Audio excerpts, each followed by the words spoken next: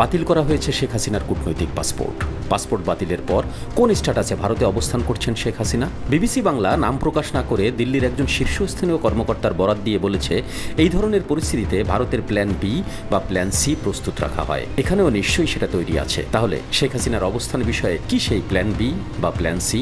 তার মানে কি মুক্তিযোদ্ধার সন্তান নাতিপুতিরা কেউ মেধাবী না? যত রাজাকারের বাচ্চারা নাতিপুতি হলো মেধাবী, তাই না? শেখ হাসিনা এখন কার্যত পাসপোর্ট শূন্য।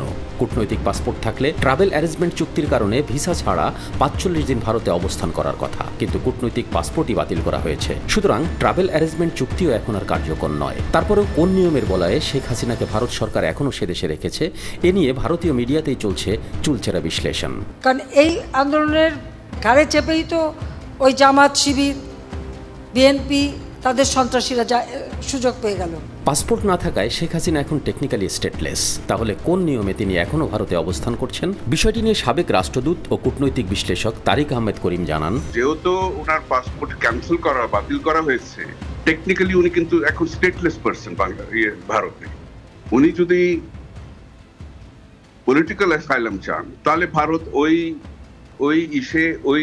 ক্ষেত্রে ওইটা কনসিডার করতে পারে।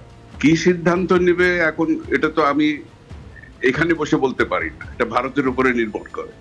এবং ডেফিনেটলি যদি আমরা বলি এক্সট্রাডিশন ট্রিটির মাধ্যমে ওনাকে ফেরত দাও, ভারত ও এক্সট্রাডিশন ট্রিটিতে অনেকগুলো ক্লজেস আছে, তো ওই ক্লজেসের মাধ্যমে ওরা এক্সামিন করবে। চাইলে সাথে সাথে হয়তো নাও দিতে পারে। তো দ্যাটস এ লিগ্যাল কোয়েশ্চেন, এটাতে I am not competent to answer that.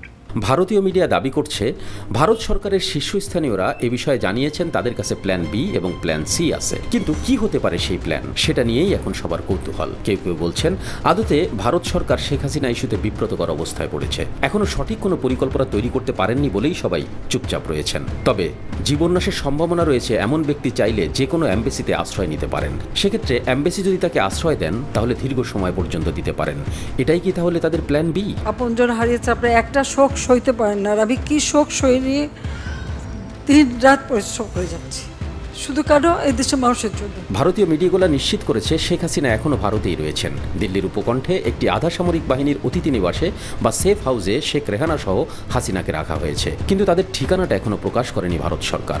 এমনকি কোন ইমিগ্রেশন স্ট্যাটাসে ভারতে রয়েছেন সে বিষয়েও সরকার এখনও পর্যন্ত নীরব রয়েছে। তাকে কোনো রাজনৈতিক আশ্রয় দেওয়া হয়েছে কিনা সে ব্যাপারেও ভারত সরকার আনুষ্ঠানিকভাবে একটি শব্দও খরচ করেনি। যে কারণে প্রশ্ন উঠেছে ভারতে শেখ হাসিনার অভিবাসন প্রক্রিয়ার বৈধতা নিয়ে। প্রশ্ন করা হচ্ছে আর কতদিন তিনি ভারতে থাকতে পারবেন সেটা নিয়েও।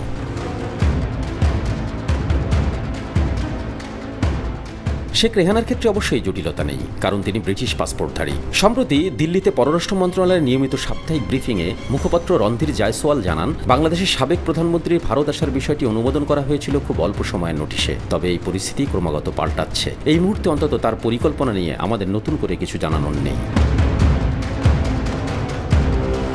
এদিকে ভারতীয় গণমাধ্যমের সাংবাদিকরা তাদের পররাষ্ট্র মুখপাত্রের কাছে আরও বেশ কয়েকটি বিষয়ে স্পষ্ট ব্যাখ্যা চান। শেখ হাসিনার কন্যা সাইমা ওয়াজেদ পুতুল টুইট করেছেন তার মার সঙ্গে তিনি দেখা করতে পারেননি। অন্যদিকে সজীব ওয়াজেদ জয় আমেরিকায় থেকে অনেক আগেই জানিয়েছিলেন তিনি তার মায়ের সঙ্গে দেখা করবেন, কিন্তু ২২ দিন পার হলেও জয় দেখা করতে আসেননি। তার মানে কি ভারত সরকার শেখ হাসিনার সঙ্গে তাদের নির্দিষ্ট কোনো ব্যক্তি ছাড়া কাউকে দেখা করতে দিচ্ছেন না? এমন অনেক প্রশ্নে মুখপাত্র কোনো মন্তব্য করেননি। আর স্পষ্ট কোনো ব্যাখ্যা না থাকায় শেখ হাসিনার ভারত অবস্থান নিয়ে ধোঁয়াশা ক্রমাগত বাড়ছে।